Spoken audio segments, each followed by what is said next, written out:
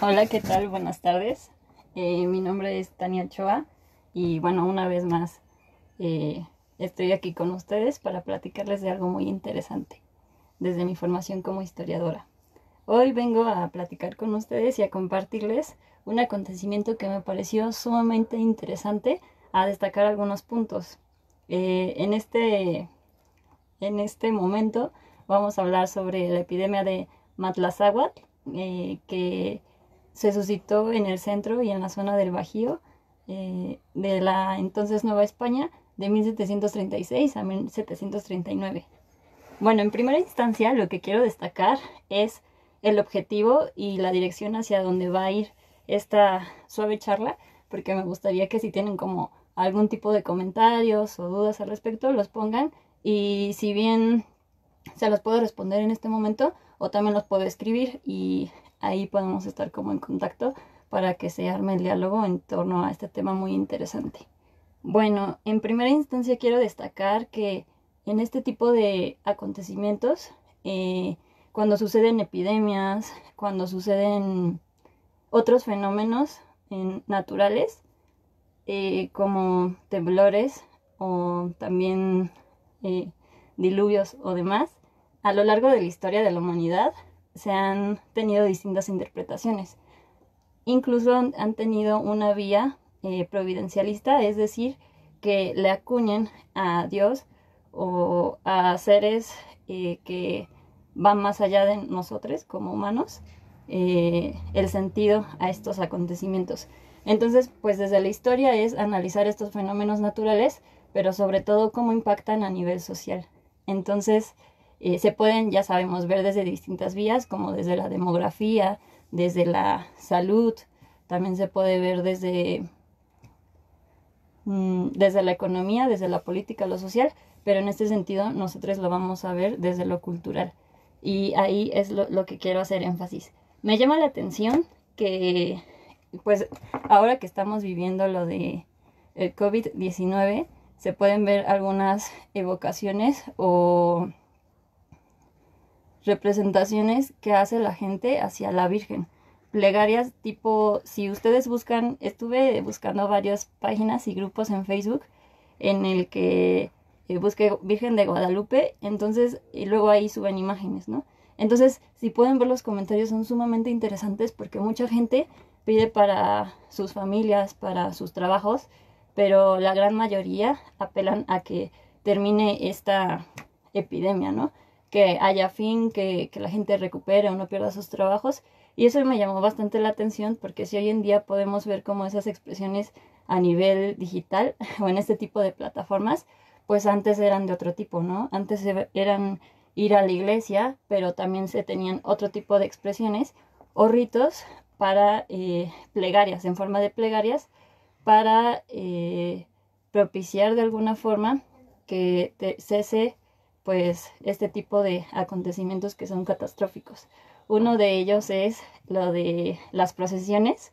Eso me llama mucho la atención. Lo que quiero destacar es que hoy en día se siguen reproduciendo este tipo de expresiones religiosas y no solo es algo del siglo XVI, del siglo XVIII o como lo hemos visto en distintas representaciones de Europa, ¿no? O sea, tanto de México o como de Europa es una constante porque es el ser religioso, la religiosidad más bien, es algo que le pertenece al ser humano, entonces se puede ver por distintas maneras.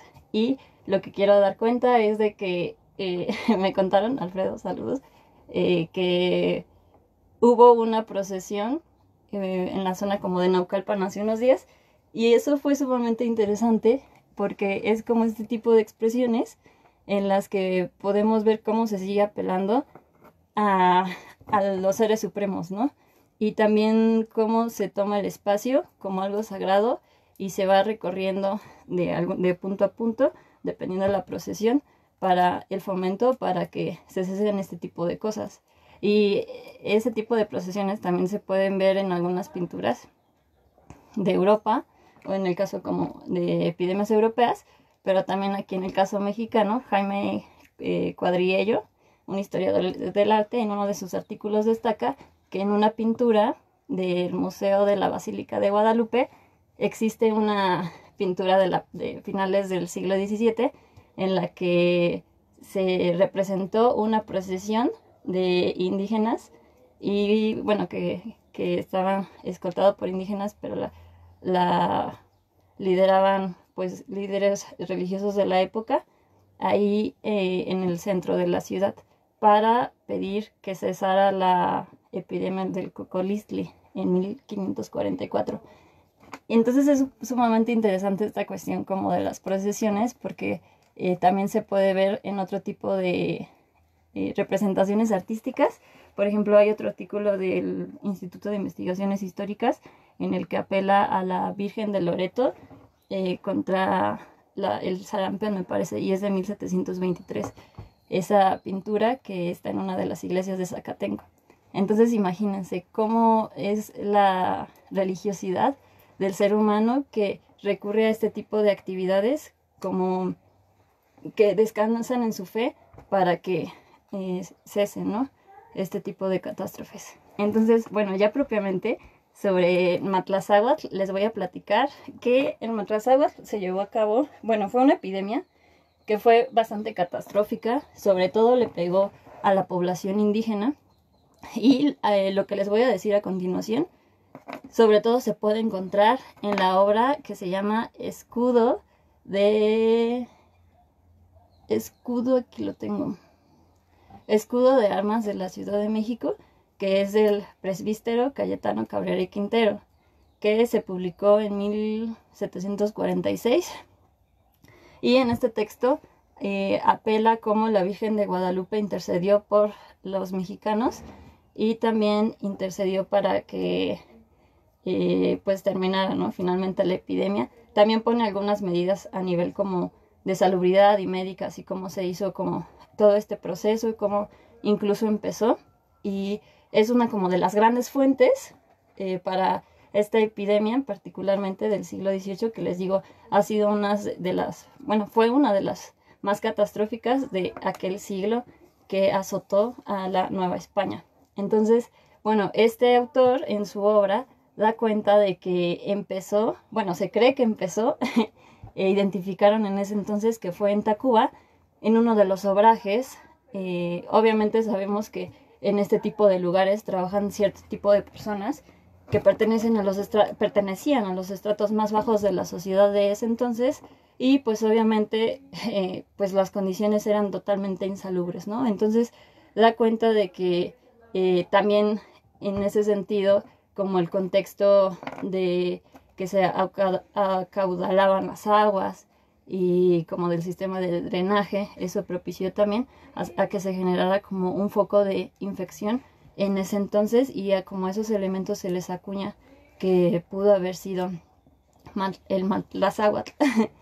El Matlazáhuatl también se creyó que se propagó en la Nueva España, bueno, en cierta la Nueva España, con ratas y bueno, con pulgas y luego ratas, y así fue como incluso hasta llegó a la zona del Bajío y también en la zona de Tlaxcala y Puebla, que de hecho sí hay muchos trabajos como desde la historia en esas zonas, porque incluso llegó un momento que hasta tuvieron que cancelar los pagos, el tributo que hacían los indígenas para la Catedral de Puebla, porque decía que no, o sea, neta la situación a nivel económico, a nivel social, estaba súper mal. Y eso es como lo que llama bastante la atención. Y bueno, si nos damos cuenta, el Matlazáhuatl es como así se le llamó a esa epidemia desde entonces, pues es un nombre indígena, ¿no? Bueno, del náhuatl. Y un amiga y colega, Rafa, estuve platicando con él y le pregunté bueno, él estudia náhuatl, ¿no? Y entonces le pregunté qué onda con Matlazáhuatl, cómo de alguna forma se podría interpretar al español. Y me dijo que záhuatl se puede interpretar como sarna o algo relativo a granos, y matla es algo que se refiere a red. Entonces sería algo así como sarna o granos de red. Y bueno, precisamente también en el libro que les digo, don Cayetano da cuenta sobre esto, que Matlazáhuatl es a grandes rasgos red de granos. Y hoy en día, con los estudios contemporáneos desde distintas disciplinas, se ha llegado de alguna forma a la conclusión que eso pudo haber sido tifo, que le pegó a esta sociedad.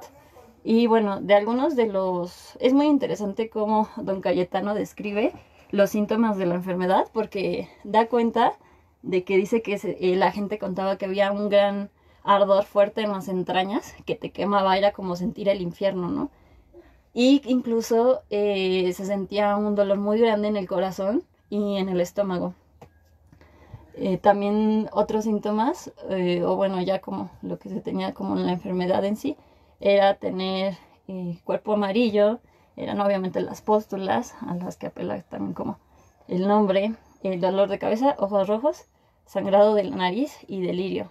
Entonces, sí es como un panorama a nivel físico bastante desolador, ¿no? Y también cuenta que incluso obviamente como hubo un desabasto en los hospitales, la gente se apilaba en las calles, o la gente que estaba en condiciones incluso de calle, pues moría en la calle y se quedaba ahí, y pues también era como un foco de infección, les digo, a nivel de contagio, a nivel como de el contexto de este tipo de comunidades y cómo se extendió.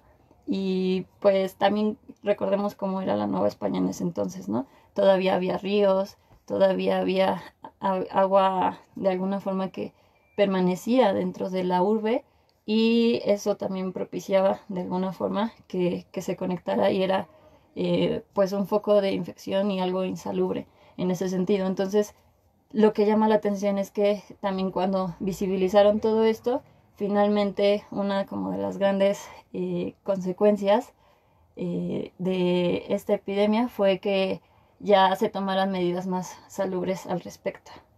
Y bueno, ese es como un poco sobre la enfermedad. También les iba a contar otra cosa de esta visión providencialista, que la gente acuñaba que era un castigo divino. Un castigo divino porque antes de que llegara la epidemia, como les decía, como esta relación también de pues fenómenos naturales, en la Nueva España se suscitaron, pasó un cometa, un sismo, y creo que incluso un eclipse. Entonces sí, pues imagínense como todo eso junto, y pues la gente en verdad se asustó, porque hagan de cuenta que también si vemos como con esta perspectiva de análisis, presagios o demás, pues ya un presagio es un acontecimiento que se ve a posteriori, ¿no? O sea, que fue como, estuvo súper mal y te asustaste, pero ya después cuando viene algo peor, puedes decir como, ah, fue un presagio, entonces que me venía a avisar sobre esto. Por ejemplo, como notita rápida, en la Revolución Mexicana, cuando pasó el cometa, que pues sabemos que fue Halley, en 1910, la gente, en un proyecto de historia oral de 1970, varios de los entrevistados, ya grandes, ya gente mayor, contaron que cuando eran niños y niñas recordaban que había pasado un cometa y que la gente había dicho que iba a pasar algo muy malo, que ese paso del cometa significaba que iba a haber una catástrofe, que iba a morir mucha gente. Y bueno, ya otras personas decían que no, que va a venir la revolución, ¿no? Y bueno, les digo que un presagio ya tiene como este carácter a posteriori, ya cuando acontece como otro acontecimiento u otro fenómeno histórico o fenómeno natural.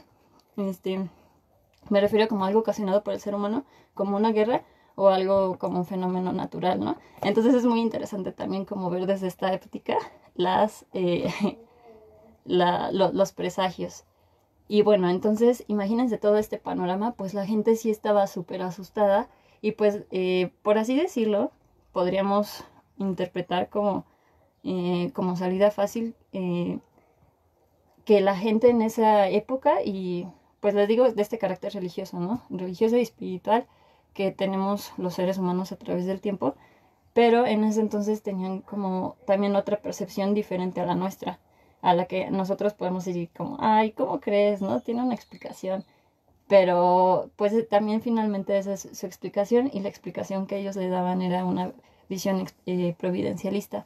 Entonces a partir de este momento, ellos también por lo mismo recurrieron como a distintas formas o medios de contrarrestar o de eliminar este mal que les acechaba, y recurrieron a ciertas advocaciones de la Virgen María como la Virgen de Loreto, que, o sea, sabemos que la Virgen de Loreto es de Italia, pero acá también se le rendía culto.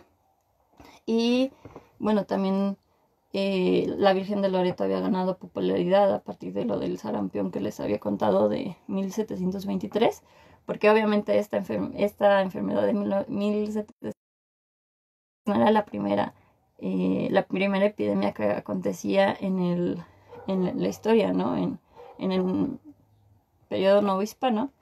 Y pues la Virgen de Loreto fue una de las opciones en primera instancia, como a nivel de ciudad.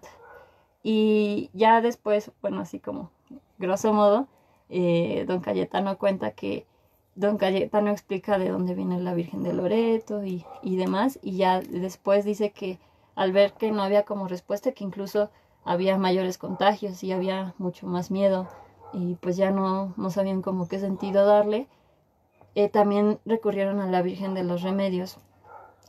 También, bueno, la Virgen de los Remedios es de España, pero aquí en la Nueva España tiene una historia súper interesante, porque cuentan de que trajeron la imagen desde, pues como desde el periodo como de la conquista, y que incluso, pues en esta onda cuando estuvieron los mexicas, con los mexicas tenochcas, con contra los españoles, que cuentan que la imagen la llegaron a poner en alguno de los templos y que ya no la podían mover. Entonces también cuentan de que estuvo como ayudando incluso a los españoles a que vencieran a los mexicas, y a ella entonces luego ya también, bueno, cuentan que la Virgen de los Remedios dijo que quería tener su templo, entonces ya le construyeron su templo allá en Naucalpan. Y pues eso es como muy interesante, porque también la gente pues creía mucho en ella, y se empezó como a acercársele, ¿no? Pero igual también viendo como esta situación que no cesaba, sino se seguía incrementando, entonces encontraron como, buscaron otras formas, ¿no? También el historiador Luis Gerardo Utrión Flores, él cuenta muy interesante que a partir de otras fuentes se puede ver como esta distinción incluso a nivel social del culto a las vírgenes, ¿no? O sea, él cuenta que si hubo una distinción entre la Virgen de Loreto, la Virgen de los Remedios y la Virgen de Guadalupe, porque bueno, o sea, sabemos que la Virgen de Guadalupe, a grandes rasgos, es este símbolo de identidad, ¿no? De identidad criolla, y que estaba ahí enarbolada en la Nueva España. Entonces también se puede ver como a este nivel incluso que él cuenta que los indígenas y los criollos se apegaban más a la Virgen de Guadalupe, mientras que los españoles u europeos se apegaban más hacia las otras vírgenes, y por eso les digo que también a nivel social es como un carácter muy interesante.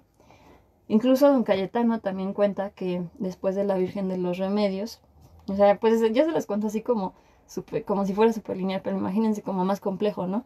En verdad la gente se está muriendo, no saben, tienen miedo de que pues los siguientes vayan a ser ellos, y están buscando la forma, ¿no? Me refiero como las autoridades novohispanas. Entonces luego cuentan que fueron a recurrir al Cristo de Ixmiquilpan Hidalgo, no sé si lo ubiquen, está por el Valle del Mezquital.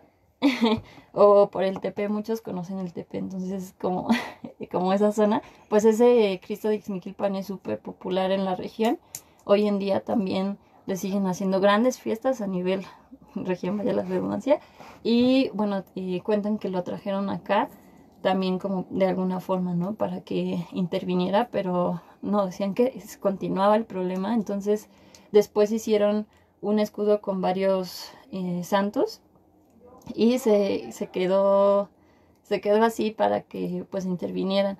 Entonces ya finalmente recurrieron a la Virgen de Guadalupe. La Virgen de Guadalupe pues sabemos que ya tenía pues ese culto, ¿no? Culto desde el siglo XVI, y pues era la figura de la Nueva España, porque era algo que se había llevado a cabo su aparición aquí en la Nueva España, y no a diferencia, por ejemplo, de la Virgen de Loreto, que era de Italia, o la Virgen de Remedios. Entonces, en ese sentido, por eso les digo que es como súper importante lo de la Virgen de Guadalupe, porque es a nivel como de identidad, ¿no? Cultural y también social. Entonces, bueno, también don Cayetano cuenta que ya cuando recurrieron como a la Virgen de Guadalupe, también fue como, pues, con todo este bagaje que les he contado, y también con este simbolismo que representaba, las autoridades no hispanas se movilizaron para que fuera nombrada como santa, como patrona. En principio, o sea, eso se fue en abril de 1937, que se consideró patrona de la ciudad. Y ya años después fue cuando Benedicto XIV, ya desde Roma, ya la reconoció como patrona de la Nueva España. Entonces es muy interesante porque a partir de esto, y bueno, en la obra de Cayetano y en otras fuentes que también se han consultado, que las he consultado, se puede ver que atribuyen para adelantar, o bueno, para agilizar lo de la jura de lo de la Virgen en la Nueva España, pues que ella intervino, ¿no? Y gracias a su intervención, a su interacción, y a que protegió a los oriundos y a los afectados, pudo consolidarse de tal forma. Entonces, en este sentido, vemos cómo está el discurso en el que también a nivel político y a nivel como de identidad, desde cierto sector se está apelando, ¿no?, a la Virgen de Guadalupe, porque también hablar como de esa identificación a nivel de iglesia como institución, pues ya reivindicaba de alguna forma políticamente, de forma autónoma, a nivel de iglesia en la Nueva España. Entonces, por eso les digo que a nivel institucional eclesiástico fue un gran paso, y también a nivel político, entre otras cosas, porque es como varios elementos en común que se encuentran, pero se encuentran estos elementos que les digo de devoción. E incluso cuentan que bueno, don Cayetano cuenta que cuando se reconoció en 1937 a la Virgen, que se hizo una gran peregrinación, y que incluso tenían como muchas imágenes de la Virgen de Guadalupe en las calles y en las paredes de las casas. Entonces, o sea, ya se me lo puedo imaginar, no sé ustedes, me parece como algo impresionante imaginar a la gente con esa fe, con esa devoción, que andaba por allí, que esperaba que ya el culto a la Virgen y estos ritos que hacían en torno a ella fueran lo que dieran alivio, ¿no?, a su gran miedo. Y por otra parte está como en esta cuestión también que se consolida la historiadora Paula Moes Orts, que es historiadora del arte, que se ha enfocado como en el arte nuevo hispano, da cuenta de que a partir también de este hito de la Virgen, de este reconocimiento, ya hubo incluso más representaciones de la Virgen, y se pueden ver como a nivel plástico, de exvotos, en algunas iglesias.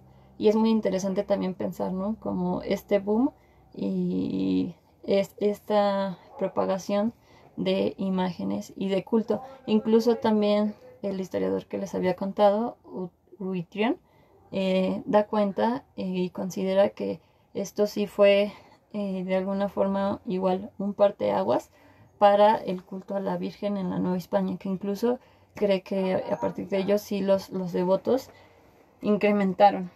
Y bueno, les quería enseñar una imagen muy interesante, que es un grabado en cobre que aparece al principio del escudo de armas de México. Es este libro que les cuento. Este fue ejecutado por Baltasar Troncoso en 1743 sobre un dibujo o pintura de José de Ibarra. Y bueno, entonces este libro está grande, entonces dice que se produce a su tamaño original. Bueno, este libro es un álbum, no sé si lo alcanzan a ver, de 450 aniversario de las apariciones de Nuestra Señora de Guadalupe. Vean, está súper lindo. Me encanta, y les digo que sí está grande. O sea, veanlo como a nivel de mi cara.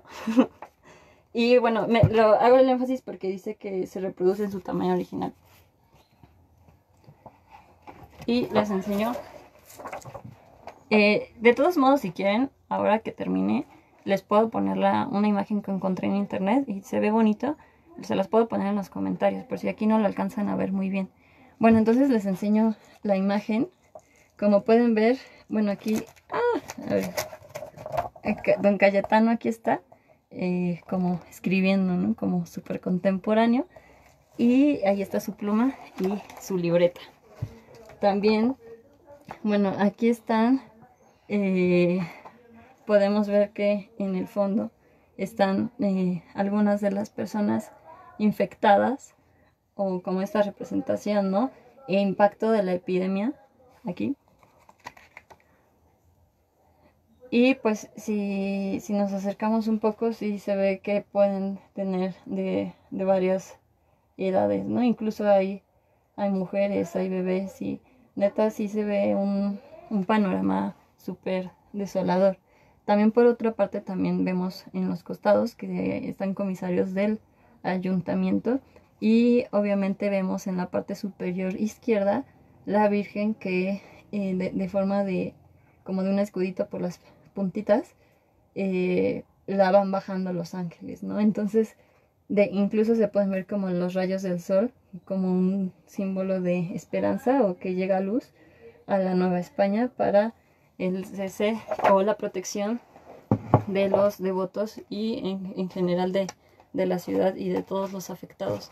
Entonces, pues bueno, esta es como una de las representaciones que se pueden ver a nivel del manto Azahuatl, de aquí a nivel gráfico, y me parece que esta es una imagen de suma importancia, porque les digo, no solo viene como el acto en sí que está bajando la Virgen o la están bajando, sino también como este panorama desolador de los afectados. Y bueno, entonces no sé si tengan algún comentario, cualquier cosa ahí yo los puedo ver. Y también les iba a comentar que no sé si conozcan la página de Virgen Guadalupe MX.